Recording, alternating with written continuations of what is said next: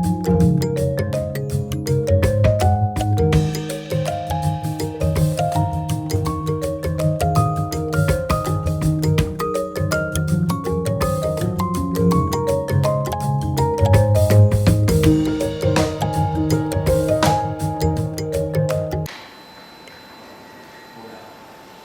ભારત એ 2047 આ જે એક વિઝન છે એ વિઝન આપણે ક્યાંથી શરૂ કરીશું? આપણે ગવર્મેન્ટના ડિપાર્ટમેન્ટ્સથી, આપણી ઇન્ડસ્ટ્રીથી, આપણા રિસર્ચ સેન્ટરથી, કે આપણી દરેક શૈક્ષણિક સંસ્થાઓ, યુનિવર્સિટીઓ, એની સાથે જોડાયેલા જેટલા બી ટેકનોલોજીના એસ્પેક્ટ છે એના વિદ્યાર્થીઓ, એના મેન્ટર્સથી.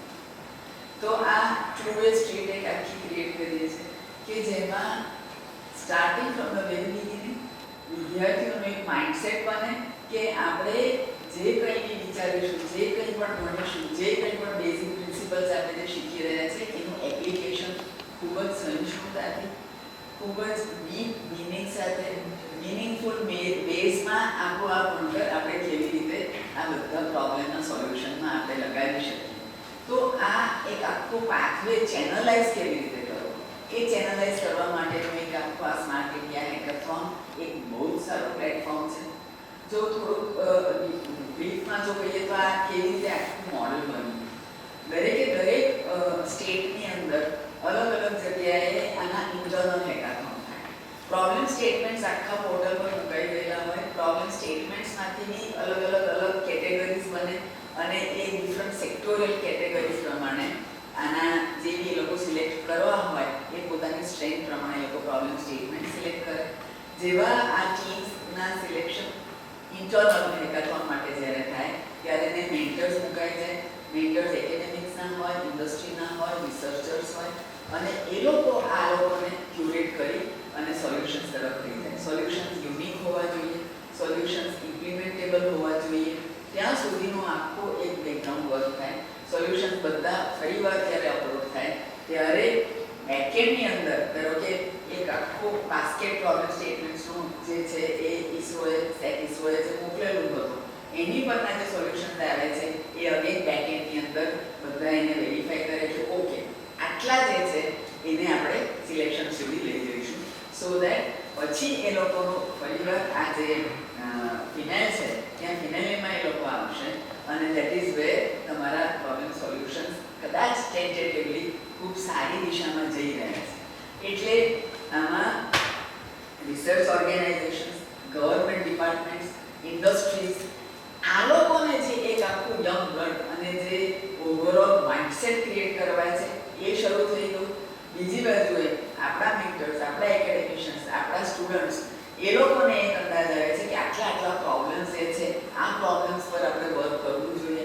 આ પ્રોબ્લેમ્સ માટેના બેઝિક પ્રિન્સિપલ્સ, એના આયામો, એના પ્રેક્ટિકલ્સ, એના હેન્ડ્સ ઓન, એના એક્સપિરિયન્શિયલ મોડલ્સ આપણે ક્રિએટ કરવા જોઈએ.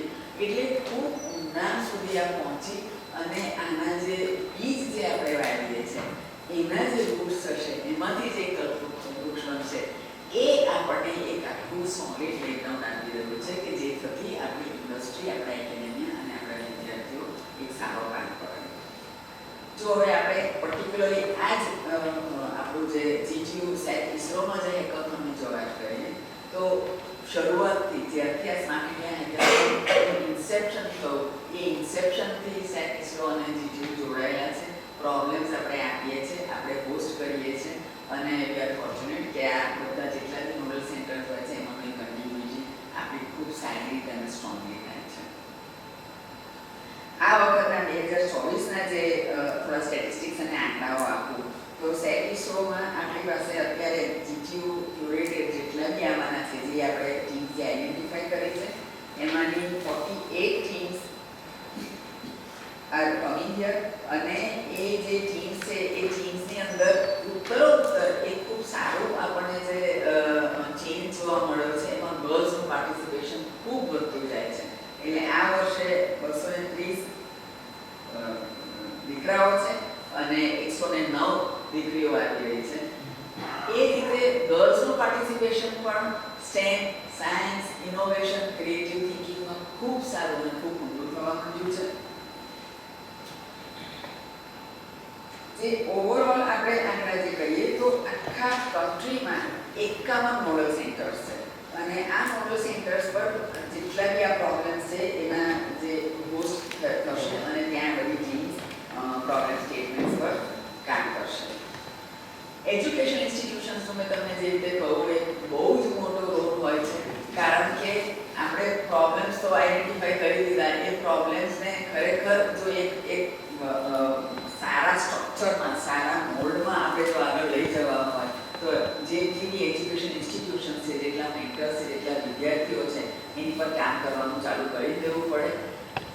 હું છેવટે તમને આંકડા તો કહીશ, પણ આ જેટલો મોટો માસ છે એમાંનો ભલે એક તૃતીયાંશ જેટલો કે વોટ એવર પર્સન્ટેજની અંદર આ માસ ફાઇનલી અહીંયા જે લેન્ડ થાય છે, પણ જેટલા પાર્ટિસિપેટ કરે છે એ આપણે જો વિચાર કરીએ તો એનું આખું માઇન્ડસેટ બદલાઈ ગયું છે, એનો અભિગમ બદલાઈ ગયો છે. એને સસ્ટેનેબિલિટીથી માંડીને આખા જેટલા બી વર્લ્ડ વાઇડ ગ્લોબલ ઇશ્યુઝ છે એને માટેની જાગૃતતા આવી ગઈ છે. અને વિચાર કરો કે એ વિદ્યાર્થીનીઓ અને એના મેન્ટર્સ ક્યાં આપણા દેશને પહોંચાડશે. ટોટલ નંબર્સ જે સ્ટુડન્ટ જે નોમિનેટેડ છે that is 2.99 lakhs. Actual number is 2,99,352. Ideas they submitted છે એ 57,378 ideas છે. ટોટલ હાયર એજ્યુકેશનની ટીમ જે નોમિનેટ થઈ છે એ 49,892 છે. જે ઓવરઓલ હાયર એજ્યુકેશનની ઇન્સ્ટિટ્યુશન છે, ધીસ ઇઝ કન્ટ્રી વાઇડ, આખું કન્ટ્રી વાઇડ નંબર્સ તમને આપું છું. એ જે રજિસ્ટર્ડ થઈ છે 2600 આવી હાયર એજ્યુકેશન ઇન્સ્ટિટ્યુશન્સ પાર્ટિસિપેટ કરી રહી છે. પ્રોબ્લેમ સ્ટેટમેન્ટ્સ 254 અને કેટલા ડિપાર્ટમેન્ટ્સ, કેટલા PSUs, કેટલી મિનિસ્ટ્રીઝ આમાં ઇન્વોલ્વ છે 54. So the number of problems, the number of domains, the number of sectors, everything is available to the student at their fingertips through the Smart Learning Platform. જે register થયેલા, તમે જે આંકડો કરો, જે ઓવરઓલ જેવું ખુલે કે તરત જે રજિસ્ટ્રેશન થાય એ 4,92,960 સ્ટુડન્ટ્સ રજિસ્ટર થયા હતા. જેટલી ઇન્સ્ટિટ્યુશન છે જે એમાં પાર્ટિસિપેશન માટે તૈયારી બતાવી એ 2,247. ટોટલ ટીમ જે રજિસ્ટર થયેલી હતી એ દેવર 88,221. એમાંથી અત્યારે જે રજિસ્ટર્ડ હતા એ મેલ સ્ટુડન્ટ્સ હતા 3,02,252 અને ફિમેલ સ્ટુડન્ટ્સ હતી 1,90,708. સો આ રીતે ઉત્તરોત્તર ખૂબ સારો આમાં પ્રતિભાવ આવી રહ્યો છે, ખૂબ સારું પાર્ટિસિપેશન થઈ રહ્યું છે, કારણ કે આમાં વિદ્યાર્થીઓને એક આખું યુનિવર્સ ઉઘડે છે કે આના થકી આપણે આપણા ઓવરઓલ પ્રોફેશન, આપણા માઇન્ડસેટ્સને કેવી રીતે એક બહુ જ ફોકસ્ડ વેમાં, કેવા સ્ટ્રક્ચર્ડ ફોર્મમાં આપણે આગળ જઈ શકીએ. આ જ વિદ્યાર્થીઓ રજિસ્ટર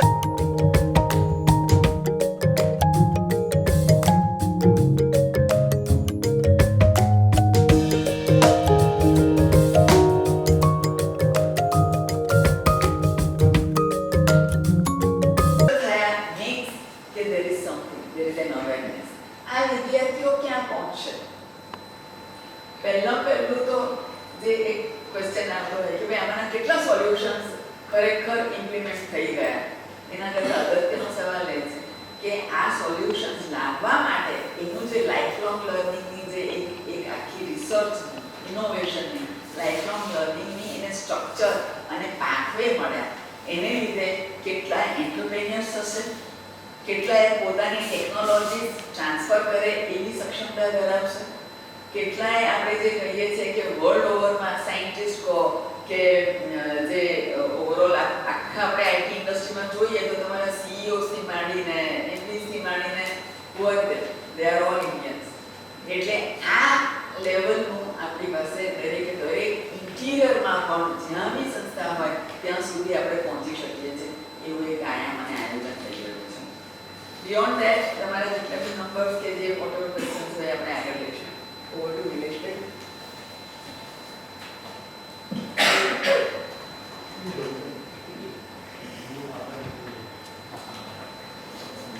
कोई जाओ गुड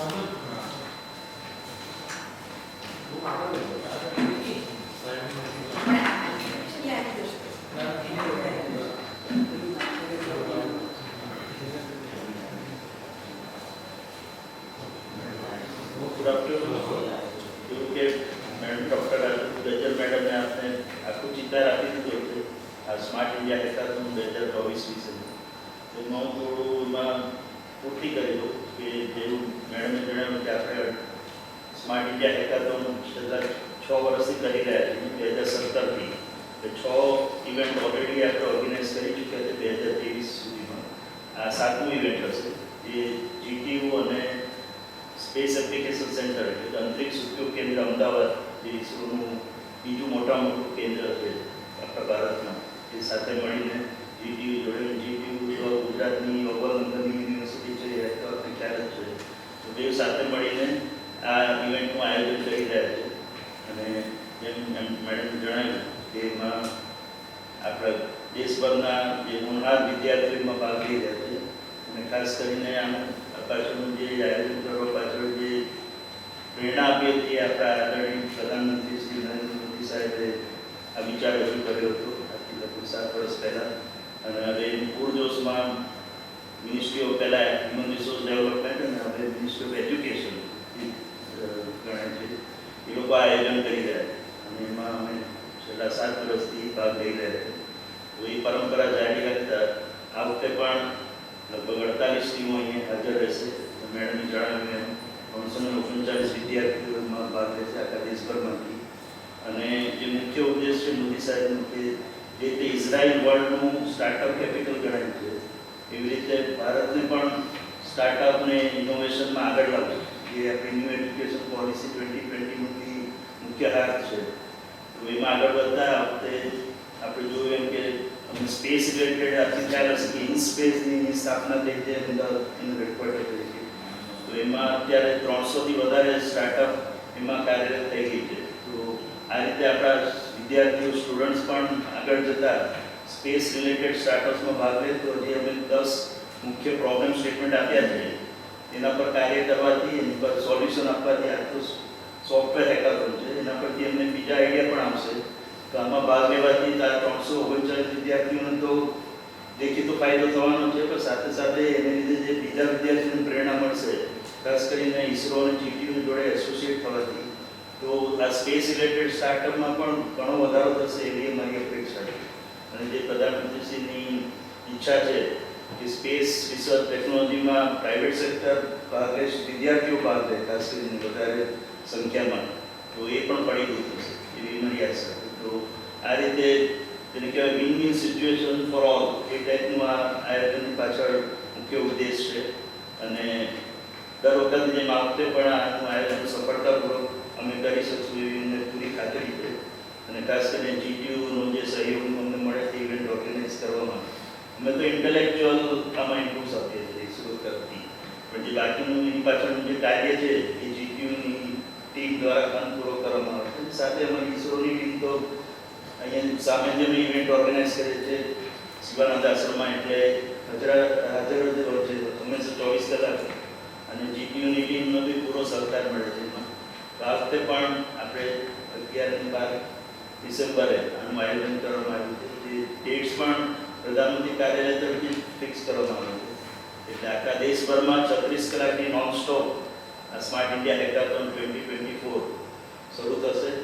અને એમાં શરૂઆતના ઇવેન્ટમાં પૂરા દેશમાં અલગ અલગ જગ્યાએ ઘણા મહાનુભાવો એને ઇનોગ્રેશન ઇવેન્ટમાં ભાગ લેશે. અને એવી રીતે એની પ્રથમ દિવસે જનરલી પ્રધાનમંત્રી શ્રી વિદ્યાર્થીઓને સાંજે ઇન્ટરેક્શન કરે છે, લાઈવ ઇન્ટરેક્શન વિડીયો કોન્ફરન્સિંગ દ્વારા, લગભગ 5 થી 6 સેન્ટર દ્વારા. તો આપણે આશા રાખીએ કે આ વખતે પણ દર વખતે જે અમદાવાદની સેન્ટર પણ એમાં સિલેક્ટ થાય. અને એમાં ભાગ તો બધા લેવાના છે, જે બધા સેન્ટરો છે આખા ઇન્ડિયાભરમાં બધા એમાં ભાગ લેશે. અને એ પછી છેલ્લા દિવસે વેલિડેટરી ફંક્શન થશે, તેમાં પણ અનેક મહાનુભાવો આખા દેશમાંથી ભાગ લેશે. અને વિદ્યાર્થીઓને પ્રોત્સાહન આપવા માટે ઇનામો વિતરિત કરવામાં આવશે, જે પ્રકારે એમાં ગોઠવણ કરવામાં આવી છે. તો કુલ મળીને આ પૂરો ઇવેન્ટ ખૂબ સફળતાપૂર્વક આયોજિત કરવા માટે અમને પ્રતિબદ્ધ છે જીટીયુ અને ઇસરો સ્પેસ એપ્લિકેશન સેન્ટર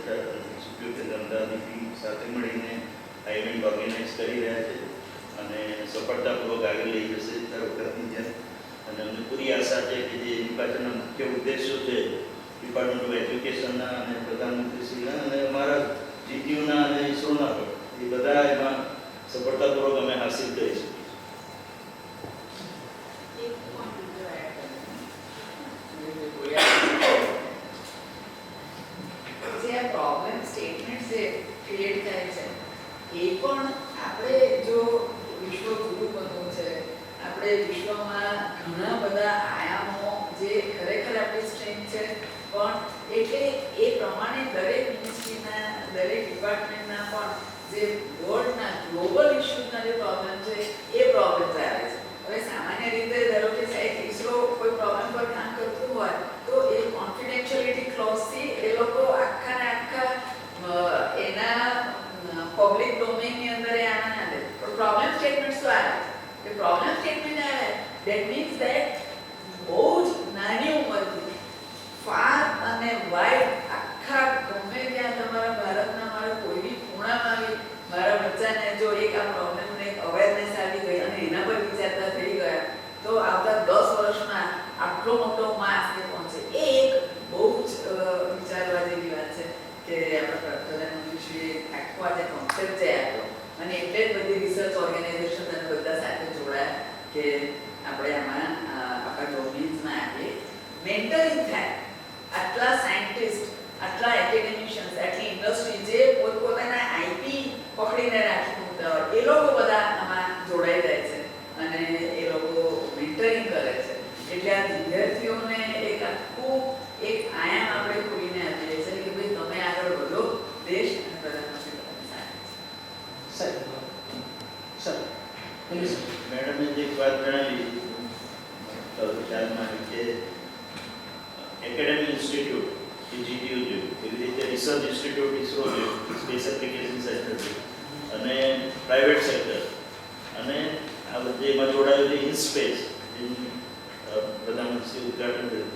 તો પહેલાં જે ઇન્ડસ્ટ્રી રિસર્ચ ઇન્સ્ટિટ્યૂટ એકેડેમિયા એનું જે ટ્રાયડ હતું એ હવે ક્વાડ બની ગયું છે. ચોથું એમાં ઇન સ્પેસ જે સ્ટાર્ટઅપ ને સ્ટુડન્ટ ઇનોવેટર્સને પ્રોત્સાહન આપશે અને પ્રાઇવેટ સેક્ટરને પણ સ્પેસ સેક્ટરમાં આગળ વધવા માટે પ્રોત્સાહન આપશે. એ ચારેય ભેગા મળીને આ ઇવેન્ટ ઓર્ગેનાઇઝ કરી રહ્યા છે, એમાં ભાગ લઈ રહ્યા છે, મેન્ટરિંગ કરી રહ્યા છે અને અલગ અલગ રીતે એમાં યોગદાન આપી રહ્યા છે. એ પણ એક એનું મુખ્ય સ્ટ્રાઇકિંગ ફીચર છે.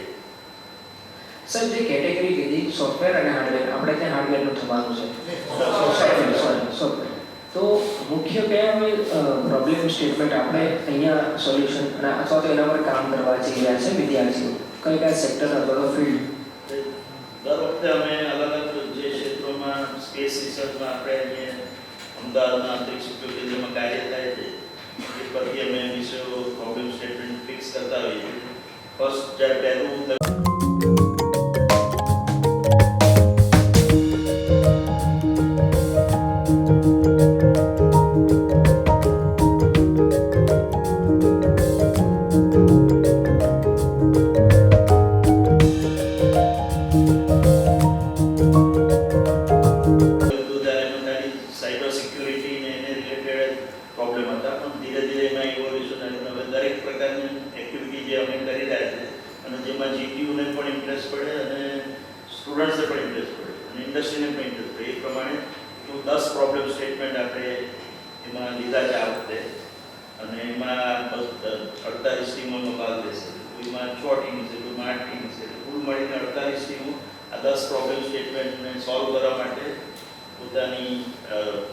યોગદાન આપશે. તેમાં લ્યુનર એક્સપ્લોરેશન ઓબ્વિયસલી કીધું, ચંદ્રયાન-3ની સફળ ઉતરાણ પછી એ એક હોટ ટોપિક છે તો એનો વિશે સબ્જેક્ટ રાખ્યા છે. એવી રીતે રિમોટ સેન્સિંગ જે આપણી સુદૂર સંવેદન વિશે જે અહીંયા મુખ્ય કામ થઈ રહ્યું છે એમાં રડાર રિમોટ સેન્સિંગ અને optical camera base remote sensing તો એના પ્રશ્નો છે. એવી રીતે આજકાલ એન્વાયરમેન્ટ અને ક્લાઇમેટ ચેન્જ એ બહુ હોટ ટોપિક છે, એના વિશે ઘણી ચર્ચા થઈ રહી છે આખા વિશ્વભરમાં. તો એને લગતા ટોપિક પણ મૂકવામાં આવે છે. એવી રીતે સેટેલાઇટ કોમ્યુનિકેશન અને સેટેલાઇટ નેવિગેશન એ પણ મુખ્ય જે કાર્ય આપણે અહીં ઇસરોમાં કરી રહ્યા છે. જે વિક્રમ સારાભાઈ જે અમદાવાદથી હતા, આપણા father of Indian space programme જેમને ગણવામાં આવે છે, એમણે જે ઉદ્દેશથી આખું શરૂઆત કરી હતી તો સેટેલાઇટ કોમ્યુનિકેશન અને નેવિગેશન અને પછી હવે જીઓસ્પેશિયલ રિલેટેડ ઇન્ફોર્મેશન એનું આજકાલ બહુ મોટું યોગદાન રહ્યું છે, ખાસ કરીને એમ્પ્લોયમેન્ટ જનરેશનમાં. ડેટા તો બધો અવેલેબલ છે, પણ એને પ્રોસેસ કરીને જીઓસ્પેશિયલ એમાંથી ઇન્ફોર્મેશન ડિરાઈવ કરી આપે તો એ એની પ્રોબ્લેમ સ્ટેટમેન્ટનો ઇન્ક્લુડ કરવામાં આવ્યો છે. સાથે સાથે આજકાલ જે મુખ્ય વિષયો આપ સૌ કોઈ ખાસ કરીને વિદ્યાર્થીઓ પાછળ આકર્ષિત છે, જેને લીધે આપણે ત્યાં NFSU અને રક્ષા શક્તિ યુનિવર્સિટી જેવી અલગ યુનિવર્સિટી પણ સ્પેશિયલાઇઝ સ્થાપવામાં આવી છે, એવા સાયબર સિક્યોરિટી, આર્ટિફિશિયલ ઇન્ટેલિજન્સ અને વેબ રિલેટેડ સર્વિસીસ. આ ત્રણ તો મુખ્ય વિષયો ગણાય છે આજકાલ. હોટ ટોપિક છે ખાસ કરીને વિદ્યાર્થીઓમાં અને આઈટી સેક્ટરમાં કમ્બાઈન એનો યુઝ કરીને. તો AIML, સાયબર સિક્યોરિટી અને વેબ સર્વિસીસ એ ત્રણને લગતા પણ પ્રશ્નોમાં ઇન્ક્લુડ કરવામાં આવે. સર, સાયબર રીતે 10 પ્રશ્નો છે અને 10 આ જે 48મો અલગ અલગ રીતે એમાં ભાગ લેશે. સાયબર સિક્યુરિટી બાબતે કયા કયા મેજર ઇસ્યુ અથવા તો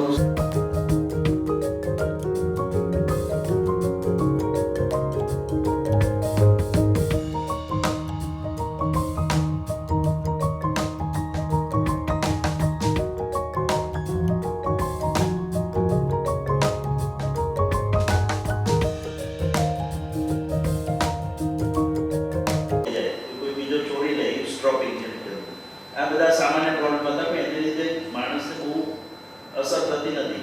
પણ આજકાલ જે સાયબર ફ્રોડ થવા માંડ્યા છે, ખાસ કરી બેંક તમારો આખો ડિજિટલ એરેસ્ટ મોડમાં તમે જતા રહો કે તમારો બેંકનો એકાઉન્ટ જ આખો હેક થઈ જાય અને પૈસા ટ્રાન્સફર થઈ જાય બરોબર. કલાકમાં જો ના જાણો તો ત્યાં સુધીમાં તો પૈસા ક્યાં ને ક્યાં ઉઠી જાય ખબર જ ના પડે. તો આવા બધા પ્રોબ્લેમથી આપણે સામાન્ય માણસ પણ એમાં સફરિંગ કરી રહ્યો છે. તો એને લગતા આપણે સ્ટેટમેન્ટ કઈ રીતે એને ઇમ્પ્રૂવ કરી શકાય, પણ સોફ્ટવેરના માધ્યમથી આપણે જો સોલ્યુશન શોધવા જઈશું તો એક લેવલ સુધી જ કરી શકીએ. એટલે માટે હવે જે ISRO કાર્ય કરી રહ્યું છે એ ક્વોન્ટમ કી ડિસ્ટ્રીબ્યુશન, એટલે કે જે આપણો પાસવર્ડ કે ઓટીપી છે જે મુખ્ય હેક થઈ જાય તો બધા પ્રોબ્લેમ ઊભા થઈ શકે છે. ઓટીપી એની રીતે જે જનરેટ થાય છે એ રીતે તો સિક્યોર છે, પણ બીજાના હાથમાં પહોંચી જવાથી આખો જે ફ્રોડ શરૂ થાય છે એ કોઈના હાથમાં જ ના આવે. કોઈ એને ચોરી કરવા ટ્રાય કરે કે હેક કરવા ટ્રાય કરે તો ઓટોમેટિક એનું ટ્રાન્સમિશન જ બંધ થઈ જાય. તો એ ટાઈપની ટેકનોલોજી જે આ ક્વોન્ટમ ટેકનોલોજી કહેવાય છે, એમાં અમે ઓલરેડી છેલ્લા 2.5 વર્ષથી કાર્ય કરી રહ્યા છે અને 2 બિલ્ડિંગ વચ્ચે ડેટા ટ્રાન્સફર ને એ બધું બી ચેક કરી ચૂક્યા છે. પહેલાં લેબમાં ટેસ્ટિંગ કર્યું, પછી સ્પેસમાં એટલે કે by in air between 2 buildings એ રીતે ટેસ્ટિંગ કર્યું. અને હવે ઇસરોએ ઓલરેડી 2 સેટેલાઇટ મંજૂર કર્યા છે. એ હવે આપણે સેટેલાઇટના માધ્યમથી એ કી ટ્રાન્સફરનું એક્ટિવિટી કરવામાં આવશે. એટલે કે આપણો જે નોર્મલ ડેટા છે તમારો એ કોડેડ ફોર્મમાં એટલે કે એન્ક્રિપ્ટેડ ફોર્મમાં તો આવશે નોર્મલ ચેનલથી, ફાઇબર ઓપ્ટિક્સથી અથવા તો RF ચેનલથી લિંકથી, વાયરલેસ લિંક. પણ જે એનો ઓટીપી વર્ડ છે કે પાસવર્ડ છે એ ખાલી ફોટોન દ્વારા એટલે કે લાઇટના જે ફોટોન્સ છે સનલાઇટના એના માધ્યમથી એ ટ્રાન્સફર થશે. અને એમાં બહુ હાઈ ડેટા રેટની આપણે જરૂર નથી પડતી. ડેટા એક્સચેન્જ રેટ છે એ મિનિમમ 400 કિલોબિટ્સ કે એનાથી કિલો તો પણ ચાલે. તો એનું સેટેલાઇટના માધ્યમથી આખું પરીક્ષણ કરવામાં આવશે. પહેલાં તો જેમ એને કહીએ છીએ ટેકનોલોજી ડેમોન્સ્ટ્રેટર પ્રોજેક્ટ, એ પતે એ પછી એને ઓપરેશનલ આખી સિસ્ટમ કરવાની આખા દેશભરમાં. એટલે આજની તારીખમાં આ નવી ટેકનોલોજી છે, પણ અમને પૂરી આશા છે કે નેક્સ્ટ 15 થી 25 વર્ષમાં આખા દેશમાં જે આ બધા ટ્રાન્ઝેક્શન થશે, ફાઇનાન્શિયલ ટ્રાન્ઝેક્શન, બેંક રિલેટેડ અથવા સ્ટોક માર્કેટ રિલેટેડ, એ બધા આ જે ક્વોન્ટમ ટેકનોલોજીના માધ્યમથી જ થશે. અને ઓટીપી જે તમારા મોબાઈલમાં આવે છે એ પણ એ ક્વોન્ટમ ચેનલ દ્વારા જ આવશે. અને that will make all transaction very highly secure. કોઈ પણ એને ચોરી નહીં કરી શકે. અને ખાસ કરીને આ ચોરી થવાની શક્યતા એટલે વધી ગઈ છે કે ક્વોન્ટમ જેવું આપણે ક્વોન્ટમ ટેકનોલોજી યુઝ કરીને આ ડેટા ટ્રાન્સફર કરવા માંગીએ છીએ, એવી રીતે ક્વોન્ટમ કોમ્પ્યુટિંગ પણ પેરેલલી ચાલી રહ્યું છે. એટલે કોઈ બી તમારો પાસવર્ડ એ ગમે તે કોઈ ક્રેક ડાઉન કરી જ શકે. એના જેટલું એનું ઇન્ટિગ્રેશન જે કોમ્પ્યુટિંગ કરીને, જેવું કે અમે આ નાવિક સિસ્ટમ જે બનાવી છે નેવિગેશનની, એનો જે પાસવર્ડ એક જગ્યાએથી બીજી જગ્યાએ ટ્રાન્સફર કરીએ તો જ રિસીવર ચાલુ થાય. તો એ નવા છોકરાઓને પ્રોબ્લેમ સ્ટેટમેન્ટ આપ્યું તો 15 મિનિટમાં એ લોકોએ એ બ્રેક કરી દીધું કોડ. એટલે પછી અમારે નવેસરથી નવો કોડ શોધવો પડ્યો.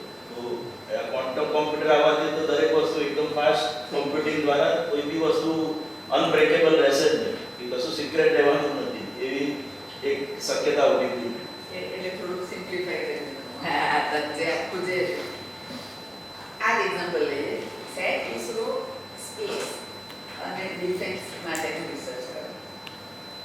મોટા ભાગના જેટલા બી હવે જે આવેલા છે હવે ઘણા ફાસ્ટ આવે છે એટલે આ જે સોલ્યુશન્સ હોય એ એક કન્ટ્રીની સિક્યોરિટી ડિફેન્સ સિક્યોરિટી માટેના બધા સોલ્યુશન્સ હોય એમાંના ઘણા ફિલ્ટર થઈ અને પછી આપણા ડોમેસ્ટિક યુઝમાં આપણા સુધીના જ્યાં જ્યાં બેન્કિંગ જેમ સાહેબે કહું એમ કે બેન્કિંગ છે કે સાયબર ફ્રોડ્સ થતા હોય ઇન્ડિવિજ્યુઅલ્સ કરતા હોય એને માટે પાછળથી એનું ડિસેન્ટ્રલાઇઝ વેમાં from institutions from industries from universities જેમ આપણી અલગ સેન્ટર છે ત્યાં આ સોલ્યુશન્સને પછી મૂકી દેવામાં આવતા હોય છે.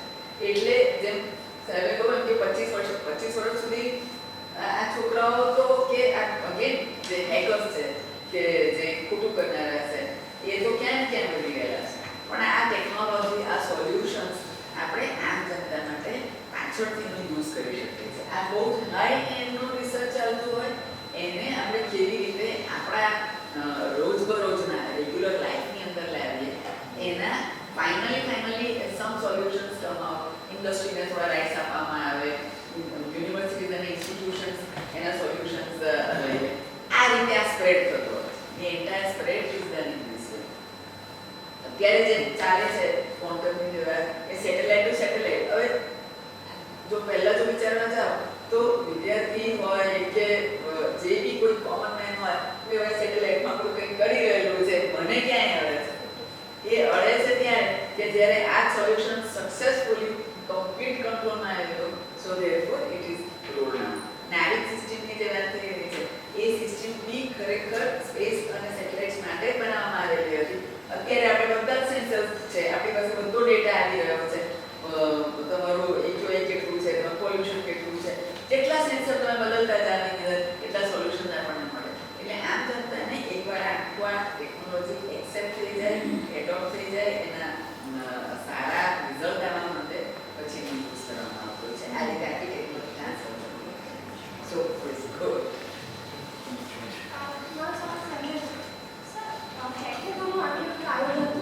સરસ. એની સાથે અત્યાર સુધી જે આપણું ઇન્સેટ છે, સરસ એવો પ્રોજેક્ટ છે. આ વિદ્યાર્થીઓ ઇન્સ્પેસનો કોઈ પાર્ટ બની શકે છે, ખરી કંઈક નવું ઇનોવેટ ત્યાં સુધી પહોંચવું જોઈએ. કીધું શરૂઆતમાં જ્યારે પહેલા 5 કે 6 એડિશન આપણે ભાગ લીધો એ વખતે સ્પેસ સેક્ટર ક્લોઝ સેક્ટર જ હતું જેમાં બીજા પ્રાઇવેટ પ્લેયરો એલાઉડ હતા. ખાલી વેન્ડર તરીકે એલાઉડ હતા કે કામ કરાવવું હોય તો અમે એમની પાસે જઈએ કે આ તમે બનાવી આપો, તે બનાવીને આપણે ડિલિવર કરીએ. પણ હવે એઝ એ કોલોબરેટર પાર્ટનર તરીકે આપણું રોકેટ બી એ લોકો જ બનાવતા. અમે ટેકનોલોજી બનાવીને આપી દઈશું, પછી જે ઓપરેટ કરવાનું મેન્ટેન કરવાનું કામ એમનું થશે. એ રીતે ખરા અર્થમાં લગભગ 1.5 વર્ષથી એની શરૂઆત થઈ. 2022માં મોદી સાહેબે જ્યારે ઉદઘાટન કર્યું દિલ્હીમાં એ પછી જ એને આગળ કાર્ય શરૂ કરવા માંડ્યું. મેં કીધું 300 સ્ટાર્ટઅપ ઓલરેડી રજીસ્ટર થઈ ચૂકી છે. બીજી મોટી કંપનીઓ એલએનટી કે ગોદરેજ તો પાર્ટિસિપેટ કરવા જ માંડી પબ્લિક સેક્ટરની.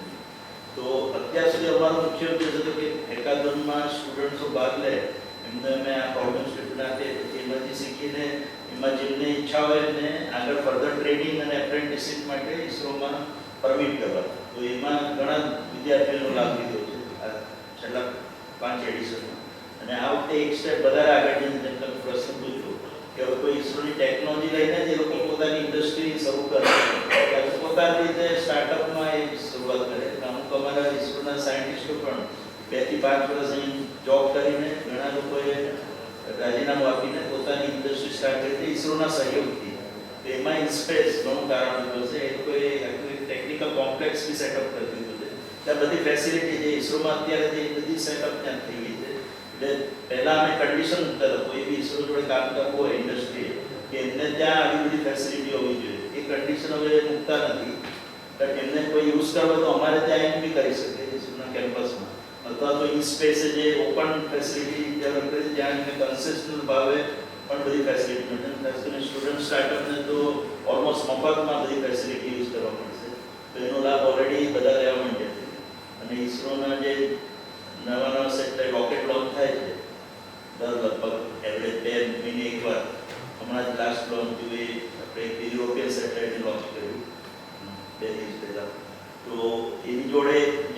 સ્ટેજ હોય છે રોકેટની, એમાં તમારું જે કોઈ બી ટેકનોલોજી ટેસ્ટ કર્યો હોય, ઇન્સ્ટ્રુમેન્ટ કે કર્યો, તો એ પણ સ્ટુડન્ટનો ઉપયોગ કરીને એમાં એ સ્ટુડન્ટ મૂકી શકે. તો આ પ્રકારની અનેક સંભાવનાઓ આના દ્વારા ઊભી થશે અને આ હેકાથોન દ્વારા જેને આપણે કહેવાય એક પેરાડિમ શિફ્ટ આપણું થશે એવી આશા છે. તો સ્પેસ સેક્ટરમાં હવે બધા ભાગ લઈ શકે. એ જે ગવર્મેન્ટે નવા ચેન્જીસ કર્યા અને ઇસરોએ અમલ શરૂ કરી દીધું સ્પેસમાં. એક એક્ઝામ્પલ આનો આપણા સ્ટેટમાં જો આપણે લઈએ તો ઓવરઓલ આપણા 750 જીટીયુના સ્ટાર્ટઅપ છે, એટલે એ જીટીયુમાં ઇન્ક્યુબેટ થયેલા છે. આવી જ રીતે જેટલી ફેસિલિટીઝ હોય, સ્પેસની ફેસિલિટી હોય, વેરવિંગ હોય, એટલે આ ફેસિલિટીઝ યુઝ કરી અને એક આપણા વિદ્યાર્થી નથી રહ્યા, they are all alumni, but they are startups, they are registered, they are generating revenue to tune of 140 crores and creating job opportunities. એટલે આ તો એક મોડેલ હતો, આવા અનેક મોડેલ બધે હોય. So you can spread. Teacher?